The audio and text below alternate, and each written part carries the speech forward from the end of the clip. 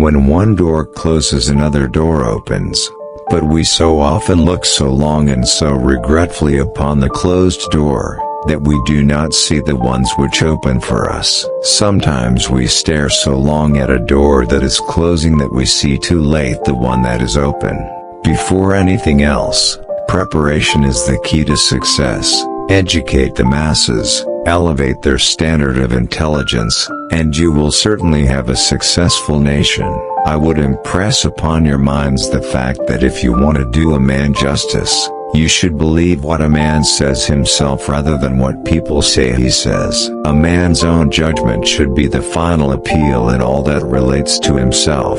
The most successful men in the end are those whose success is the result of steady accretion. The day will come when the man at the telephone will be able to see the distant person to whom he is speaking. Don't keep forever on the public road, going only where others have gone and following one after the other like a flock of sheep.